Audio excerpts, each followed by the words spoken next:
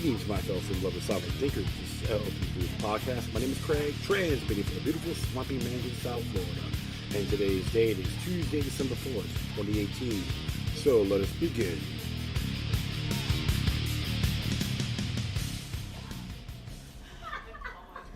Oh, thanks for tuning in, my friends. Nice and warm right now in the heart of Fort Lauderdale, Florida. I'm at Stash, located at 109 Southwest 2nd Avenue in the Hemisphere District of the city aforementioned, adjacent with Revolution Live and America's Backyard. So they're having the thing of the whole roustabout event to the passing of for the 41st President of the United States, George Herbert Walker Bush. And of course, many of the individuals out there say how much of a courageous person he was, a great patriot, a hero, etc. And like I said in my past episode, I never wished anyone ill, including this treacherous individual, geopolitically speaking.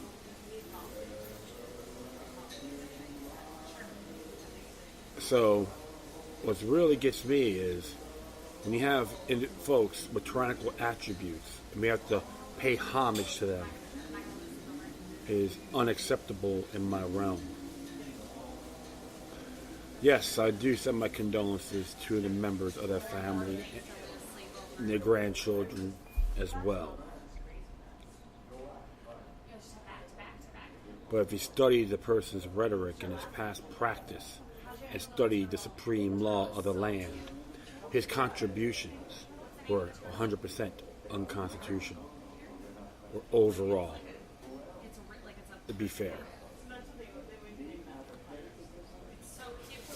So I'm going to be having to narrate one of the articles. I know there's multiple stuff out there that were highly critical of him, which I understand completely. And as I recall, even the passing President Ronald Reagan never wanted him as his running mate. I'm just wondering how all that came about, that they had him do it. It reminds me when I read the history books that John F. Kennedy never wanted Lyndon B. Johnson. So, I'm going to be reading an article that came out yesterday from whowhatwhy.org. And it tells you what they have to say about him. It's entitled, George H.W. Bush Shaped History, but Not the Way We're Told. As it reads here, is a photo of him, CIA Director George H.W. Bush, listening intently during the meeting following the assassination of Ambassador to Lebanon Francis E. Meloy Jr. and Economic Counselor Robert O. Warren in Beirut, Lebanon on June 17, 1976. For the photo credit by Gerald R. Ford, Presidential Library, Wikimedia.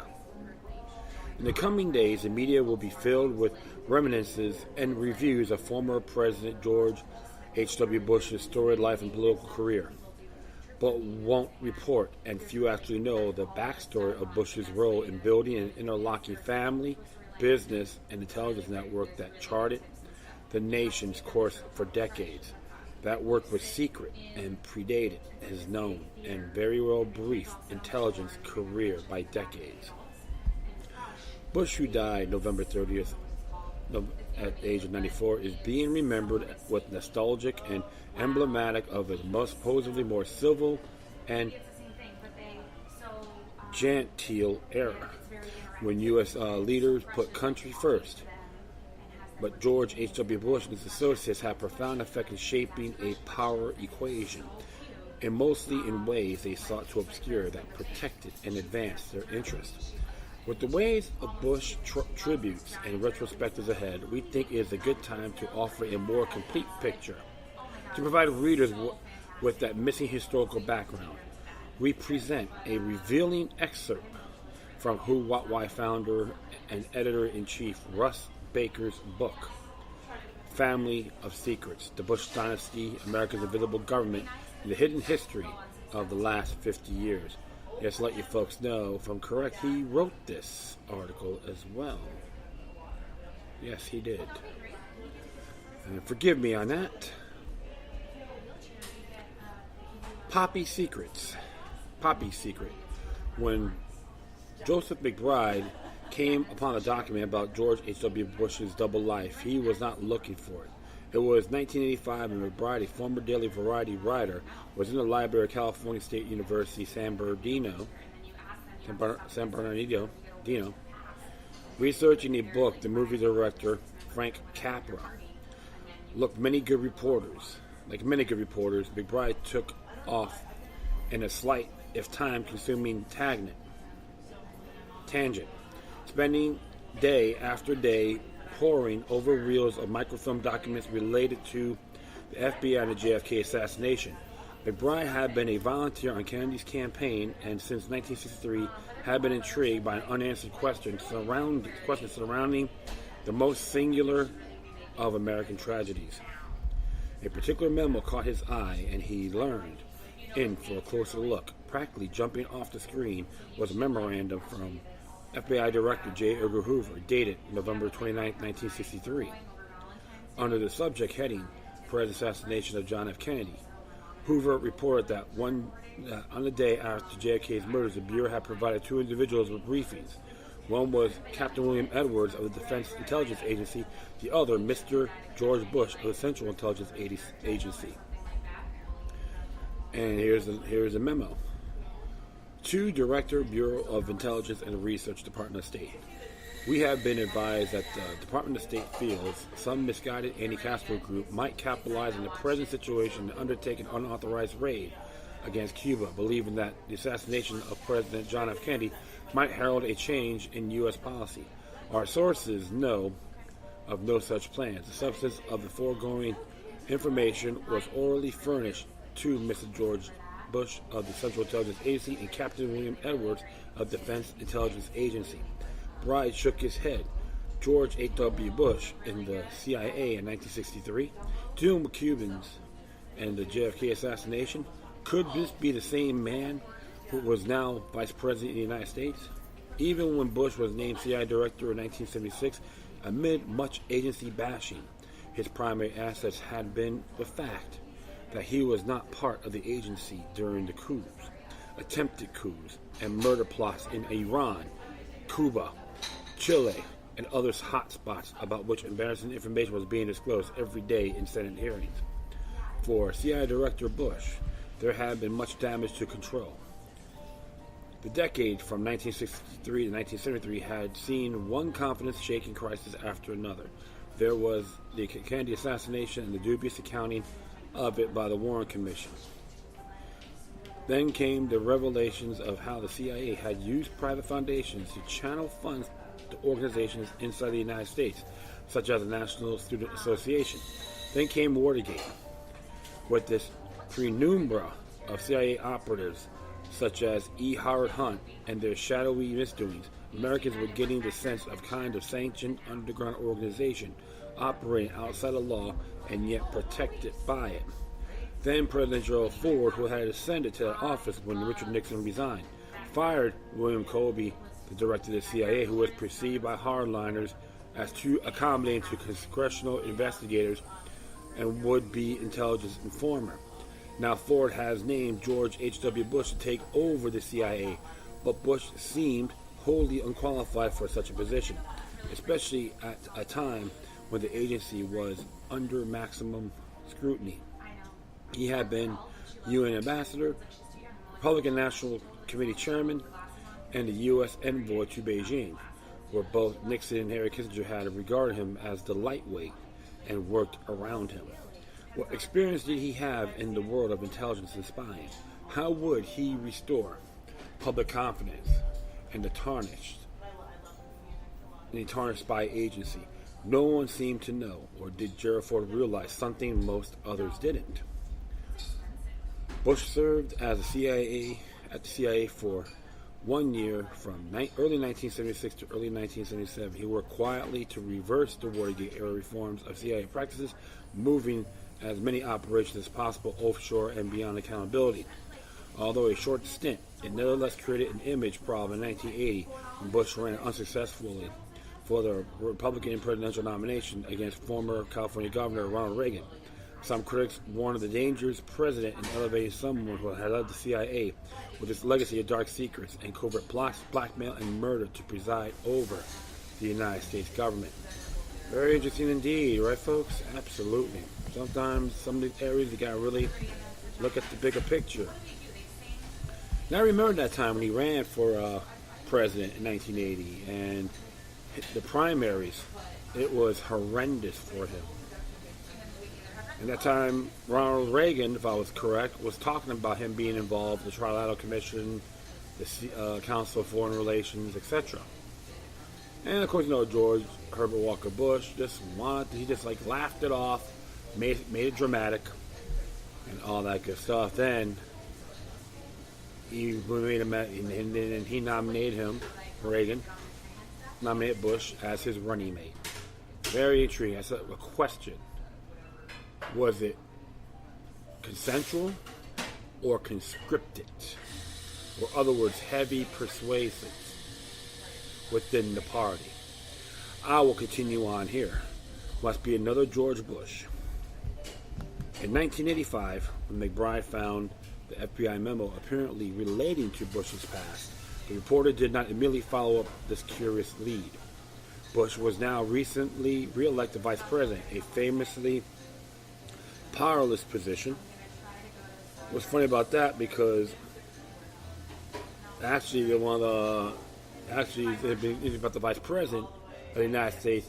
He's supposed to be the president of the Senate, or the chairman of the Senate. I will continue on here. And McBride himself was busy with other things. By 1988, however, the true identity of Mr. George Bush of the CIA took on new meaning.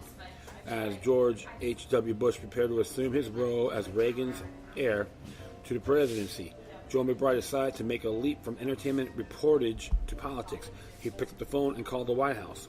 "May I speak with the vice president?" he asked. McBride had to settle for Stephen Hart, a vice presidential spokesman.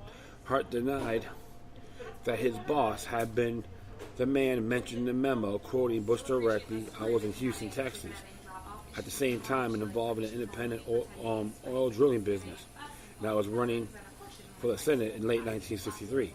I don't have any idea of what he's talking about." Hart concluded with this suggestion: "Must be another George Bush."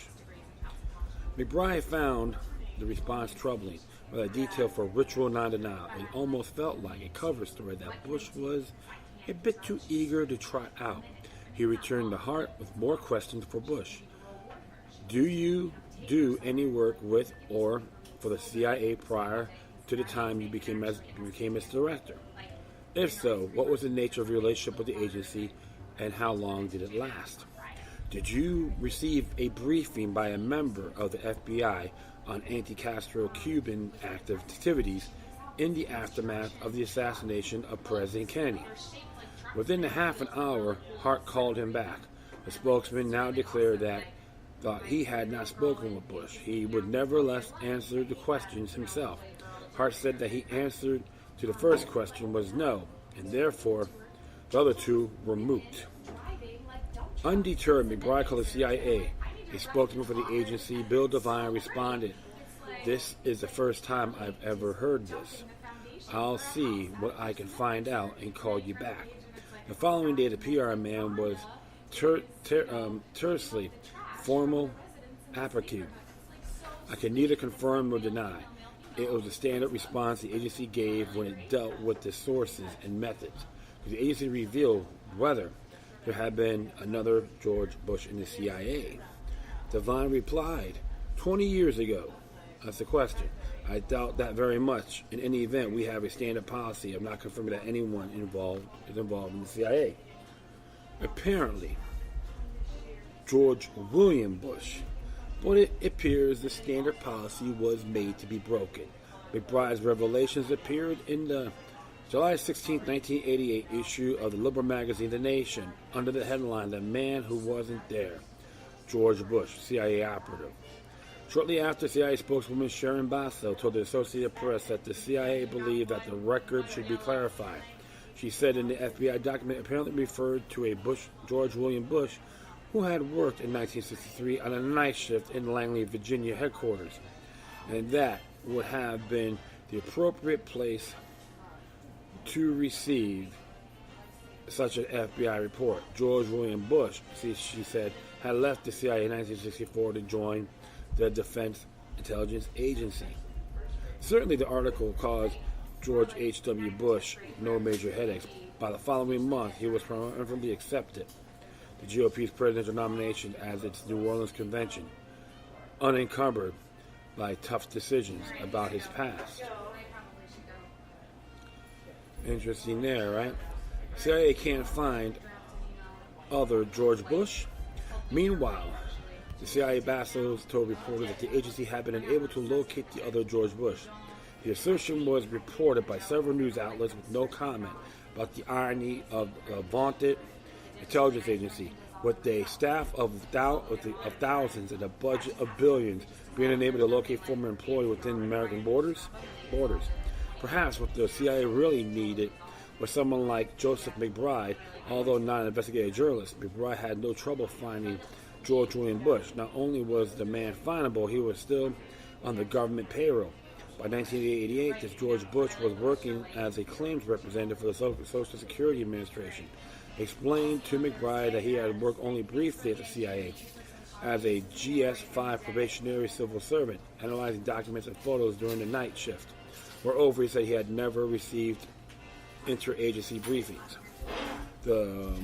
Several years later, in 1991, former Texas Observer editor David Strong would track down the other person listed on the Hoover movement, Captain William Edwards. Edwards could confirm that he had been only on duty at the Defense Intelligence Agency the day in question. He said he did not remember this briefing, but he found the memo plausible in reference to a briefing he might have received over the phone while at his desk. Well, he said he had no idea who the George Bush was.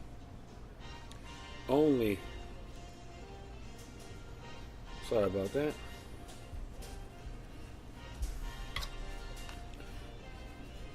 Nor who the George Bush was, who was also briefed.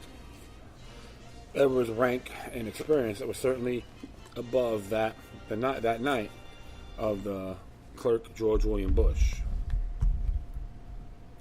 Shortly after McBride's article appeared in The Nation, the magazine ran a follow-up op-ed in which the author provided evidence that the Central Intelligence Agency has foisted a lie on the American people. The piece appeared while everyone else was focusing on Bush's coronation at the Louisiana Superdome. As with McBride's previous story, this disclosure was greeted with the equivalent of a collective media yawn. An opportunity was bungled not only to learn about the true history of the man who would be present, but was also recognized that George William Bush diversion for what it was, one in a long series of calculated distractions and disinformation episodes that run through the Bush family history. George William Bush deposes. With the election only 2 months away and a growing sense of urgency in some quarters, George William Bush acknowledged under oath, as part of a deposition in the lawsuit brought by a nonprofit group seeking records of Bush's past, that he was a junior officer of a 3 to 4 man watch shift at CIA headquarters between September 1963 and February 1964, which was on duty when Kennedy was shot. I did not recognize the contents of the memorandum on information furnished to me orally or otherwise during the time I was at the CIA, he said. In fact, during my time at the CIA, I did not receive my oral communications from any government agency of any nature whatsoever. I did not receive any information relating to the Kennedy assassination during my time at the CIA from the FBI. Based on the above, it is my conclusion that I am not Mr. George Bush of the Central Intelligence Agency referred to in the memorandum. It's like a little cloak and daggering going on here, informative-wise, right? George H.W. Bush, the spy from the age of 18. Almost a decade would pass between Bush's election in 1988 and the declassification of a release in 1996 of another government document that shed further light on the matter. This declassified document would hope to answer some of the questions raised by the 63 Hoover Memo. Questions such as, if George Herbert Walker Bush was already connected with the CIA in 1963, how far did the relationship go? But yet another decade would pass before this second document would be found, read and revealed to the public. Fast forward to December 2006, on a day when JFK researcher Jerry Shinley sat, as he did on so many days, glued to his computer, browsing through the digitized database of a document on the website of the Mary Farrell Foundation. On that December day, Shinley came upon an internal CIA memo that mentioned George H.W. Bush. Bush designated Director of Central Intelligence of DCI, dated back November 29, 1975.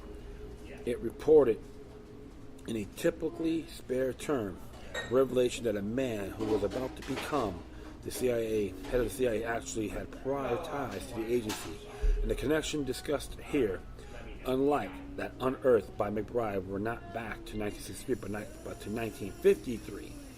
A full decade earlier, writing to the chief of the spy section of an analysis and espionage agency, the chief of the cover and commercial staff noted, through Mr. Gale Allen, I learned that Mr. George Bush, DCI designate, has prior knowledge of the now terminated project Wohnbrani Lipidicum, which was involved in a proprietary commercial operations in Europe. He became aware of his project through Mr. Thomas J. Devine, a former CIA staff employee and later oil wildcat associate with Mr. Bush. Their joint activities culminated in the establishment of Zapata Oil, Psych, in 1953, when they eventually sold. After the sale of Zapata Oil, Mr. Bush went into politics, and Mr. Devine became a member of the investment firm of Train, Cabot and Associates in New York. The attachment memorandum describes a close relationship between Messrs. Devine and Bush in 1967 and 1968, which, according to Mr. Allen, continued while Mr. Bush was our ambassador to the United Nations. In a typical fashion for a highly compartmentalized and secretive intelligence organization, the memo did not make clear how Bush knew Devine or whether Devine was simply dropping out of the spy business to become a true entrepreneur. For Devine, who would have been about 27 years old at the time, to resign at such a young age as soon after the CIA had spent a great deal of time and money training him was, at minimum, highly unusual. It would turn out, however, that Devine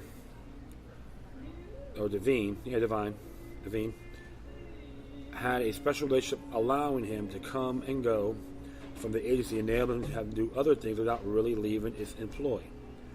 In fact, CIA history is littered with instances where CIA officers have tendered their resignation as a means of creating deniability while continuing to work closely with the agency.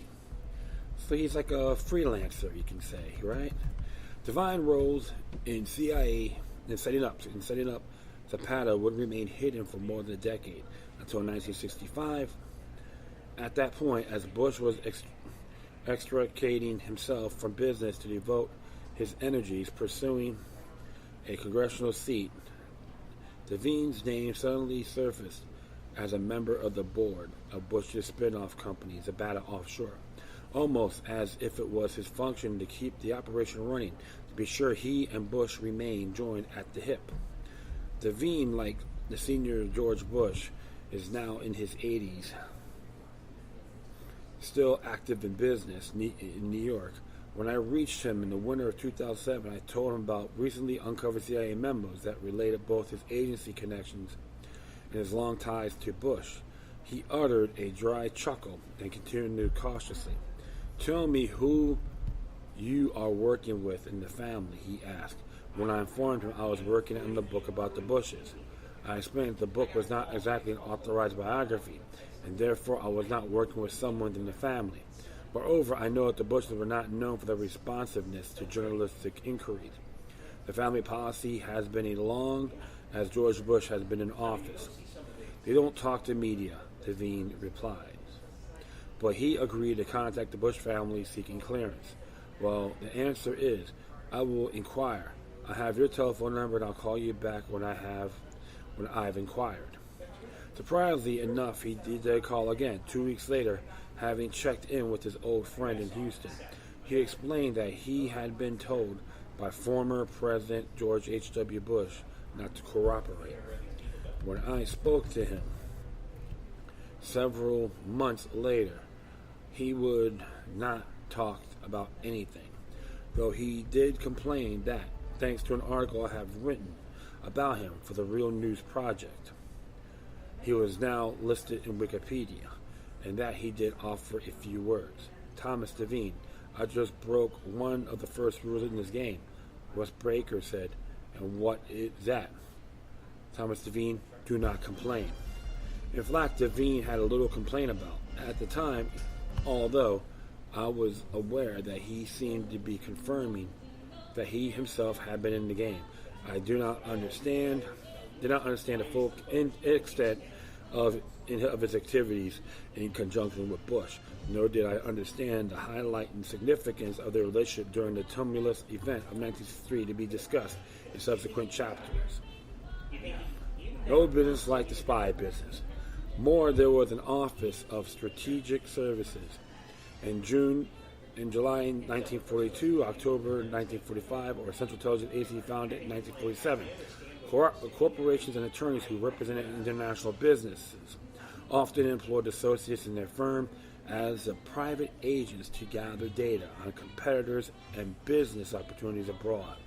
So it was only to be expected that many of the first OSS recruits were taken from the ranks of oil companies, Wall Street banking firms, and the Ivy League universities, and often equated in the interests of the high-powered business partners with the national interest.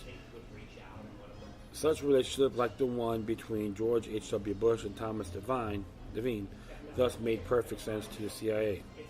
By the time George Herbert Walker Bush founded his own company, Zapata Petroleum, it was not difficult to line up backers with long-standing ties to industrial espionage activities. The setup with Devine and the only business provided Bush with the perfect cover to travel abroad and identify potential CIA recruits and among foreign nationals. Poppy Bush's own role as intelligence appeared to date back as early as the Second World War, when he joined the Navy at the age of 18. On the arrival at his training base in Norfolk, Virginia in the fall of 1942, Bush was trained not only as a pilot of a torpedo bomber, but also as a photographic officer responsible for crucial high-sensitive aerial surveillance. As mastering the technique of operating the handheld K-20 aerial camera and film processing, Bush recruited and trained other pilots and crewmen. His only flight team became part bomber unit, part spy unit. The information they obtained about the Japanese Navy, as well as crucial intelligence on Japanese land base defenses, was forwarded to the U.S. Navy's Intelligence Center at Pearl Harbor and to the Marine Corps for use in planning amphibious landings in order to reduce casualties. The so-called Operation Snapshot was so hush-hush that under naval regulations in effect at the time, that revealing would lead to court-martial. According to a book by Robert Stennett, a fellow flyer, Admiral Mark Mitchell, hit the bulkhead when he saw that the Bush's team filed a report. in which they actually refer by name to their top secret project. The three people of Bush and his command chain were made to take razor blades to the pages and remove the forbidden language. The lesson was apparently not lost on Bush. For the moment forward, as every Bush researcher has learned, Bush's life would honor the principles. No name, no paper trail, no fingerprints. If you want to know what Bush had done, you have to have the patience to sleuth yourself. Exactly. So the man has a lot to hide. And many of it, I know, may have taken it to his grave. It's interesting. There's a link here about part 2, Skull and Bones Forever. There's some parts, but that's from archives. So you can folks take time to read that. So, very mysterious indeed. That's why one of the areas you have to really see, my friends, is you're a very complex individual. And I know he may have shared some of his errors. That's won't be surprising at all. Sometimes I just think how much you really knew. He tried to hide. But now,